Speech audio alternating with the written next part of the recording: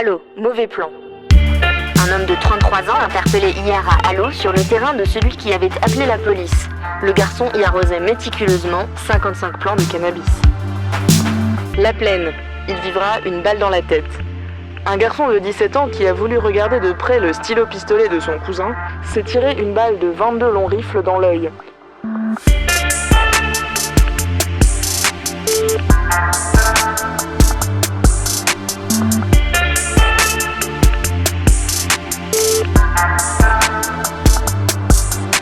Les Chartreux. Le plan, simple. Un solitaire encagoulé est venu braquer la station Agip du boulevard François Duparc hier à 6h15. Il en est reparti plus riche de 15 000 à 20 000 euros, la recette du week-end. Saint-Jérôme, le temps d'un feu. Le feu est rouge, le conducteur 21 ans de cette Polo attend, mercredi à 23h50, sur l'avenue de Saint-Jérôme. Un scooter se met à sa hauteur, son passager exhibe un couteau. Le feu est vert, le conducteur de la Polo est maintenant à pied, il appelle la police.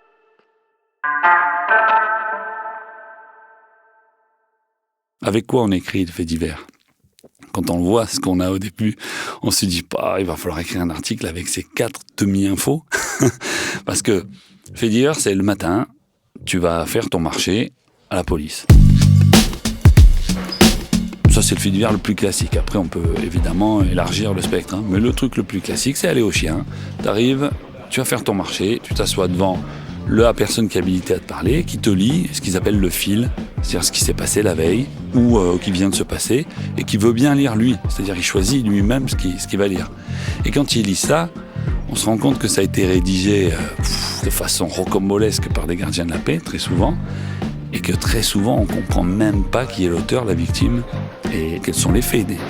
Et des fois, on était à plusieurs, là, à 2 ou 3, moi, le journaliste de la Provence, le commissaire ou le commandant, et on essayait de comprendre même ce qu'il y avait écrit, qui a fait quoi. Et après, il y a le jargon policier aussi qui vient, qui peut surprendre au début, après tu t'y fais, alors on peut faire les effarouchés si on veut, mais bon, ça vient du fond des âges de la police. Déjà, il n'y a pas de femmes et d'hommes, il y a des individus de sexe masculin et des individus de sexe féminin. Et après, il y a une typologie. On a tous un type. Donc moi, je suis de type caucasien. Il y a les types nord-africains qui peuvent devenir aussi type maghrébin. Ensuite, on a le type asiatique et le type négroïde. Car le type négroïde, c'est comme ça qu'ils disent encore, à Marseille comme ailleurs. Les gars qui me parlaient de type négroïde n'étaient absolument pas des types que je soupçonnais d'être racistes ou quoi que ce soit. Mais c'était vraiment le jargon. Ça vient de loin, ça pourrait s'étudier. Je ne suis pas certain qu'il y ait un racisme chez les gens d'aujourd'hui qui l'utilisent. Je pense que c'est un racisme plus lointain. C'est néocolonial, ça. Et donc, ça, c'est des choses surprenantes qui te sautent aux yeux. Et aussi sur la doctrine policière française. Très rapidement, quand tu es fait diversifier, tu te rends compte que tu as affaire à des chasseurs et que le but du jeu n'est pas d'empêcher l'infraction, mais le but du jeu, c'est d'intervenir soit en même temps que l'infraction, ça c'est le flagrant délit, c'est ce qu'ils adorent, et soit intervenir après pour rapidement interpeller en flagrance, pendant le flagrant délit. Et donc, la manière de faire la police, c'est-à-dire d'être chasseur, ça met une police qui va être il va avoir un comportement de chasseur, donc il va avoir une certaine efficacité physique, et donc ça amène à ces fameuses violences policières qui sont liées à la manière dont on fait la police ici. C'est ça qu'il faudrait repenser. Regardez les BAC, Brigade d'anticriminalité, regardez les sigles des BAC, des aigles, des tigres, des lions. C'est tout simplement des chasseurs dans la jungle urbaine. Et donc, dès le début, on met les cibles et on met les chasseurs. Dès le début, c'est foireux, quoi.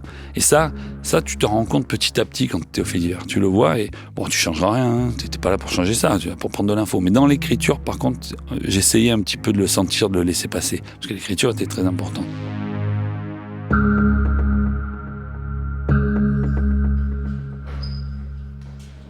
Quand je démarre la carrière de fait diversier, je n'ai aucune formation. Et je n'ai aucun lien de proximité, donc je suis obligé de travailler plus, tout simplement. Et donc, en fait, le fait d'avoir travaillé avec d'autres faits diversiers de la Provence, plusieurs, qui tous étaient très compétents, fait que tu te mets tout simplement dans de l'écoute et de l'imitation. Au début, tu imites. Tu répètes ce qu'ils disent, tu enregistre le jargon. Alors les grades, les acronymes, il y en a en permanence, mais ça, tu les fais répéter, c'est pas un souci, il faut pas avoir honte. Pour moi, c'était que des outils, aucune passion à ça. Mais outils obligatoires, c'est-à-dire que t'es un artisan quand t'es journaliste. Et dans l'artisanat, il y a des petits savoir-faire à avoir qui sont pas le truc qui te passionne le plus, mais qui sont nécessaires. Par exemple, un des faits diversiers, un jour, sort, et alors qu'on avait assisté à la même conversation, il en sait plus. Il était avec moi et il en sait plus. Donc je lui dis, mais comment tu sais ça, où t'as vu ça, tout ça? Il me dit, mais je l'ai lu. Et en fait, il lisait à l'envers. Et il lisait à l'envers sur la feuille du gars. Mais moi, je suis incapable de lire à l'envers. Pour moi, déjà, à l'endroit, je galère, alors à l'envers. Et il me dit, mais moi, je m'entraîne. Je lis à l'envers. Et donc, de ce jour-là, je lisais chaque matin mon propre article, mais en le mettant à l'envers, parce que je savais grosso modo ce qu'il y avait dedans, et je me suis entraîné à lire à l'envers. Je ne suis pas devenu un grand lecteur à l'envers, parce que ça a toujours été un souci avec ma dyslexie, mais ça m'a aidé par la suite. Donc voilà encore un truc de l'artisanat pur et dur, qui est pas marrant à faire, qui est même chiant, voilà, c'est comme tu es sportif, tu fais des abdos, quoi. T'as pas envie de faire des abdos, t'as envie de jouer au foot, ou t'as envie de faire du rugby, mais pas des abdos. Ben là, c'est pareil, c'est tous les exercices que tu dois avoir, donc il faut beaucoup discuter, en fait.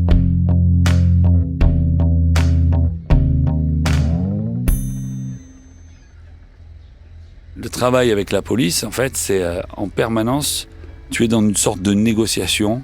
Je vais un peu plus loin que ce que vous espériez, mais la fois d'après, ça sera moins dur. Tu communiques sur tous leurs plans, anti-ci, anti-là, parce que faire du fait divers, c'est aussi avoir des contacts.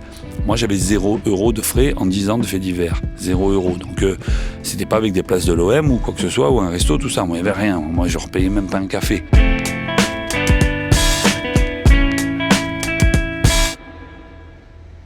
Donc, moi, j'étais sur d'autres méthodes. Quand il faisait une action un peu caritative, je faisais un papier dessus.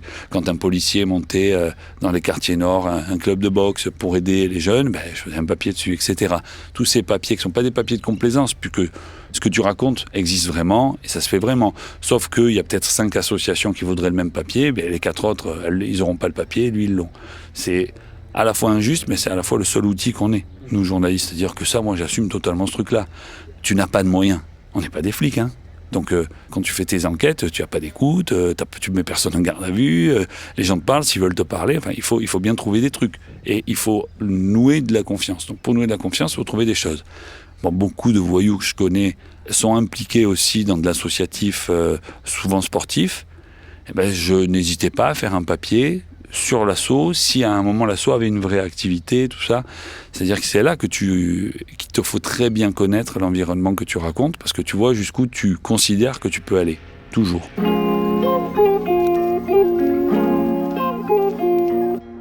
Le métier de journaliste est particulièrement de fait diversier, c'est que dans la journée, tu parles à un préfet, un commissaire, un petit voyou de cité et une victime.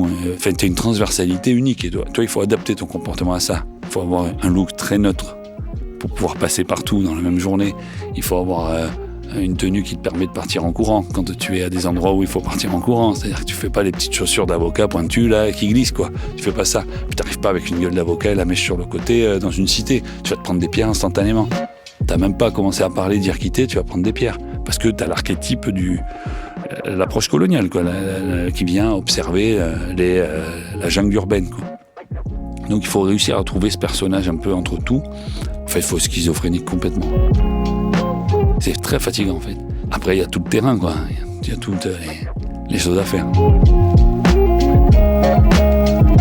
Dans ma carrière, j'ai 200 homicides, à peu près 4 à 5 000 braquages. Or, les arrachages, je ne les compte pas tellement il y en a. C'est en dizaines de milliers.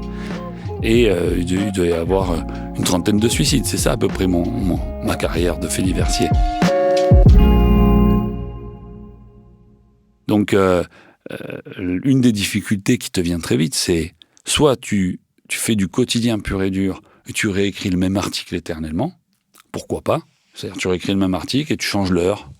L'heure et le nombre d'individus qui ont été arrachés, tu changes de bricolette, le butin, mais tu fais éternellement le même article, ça va, hein, c'est pas compliqué, hein, c'est presque un copier-coller quotidien.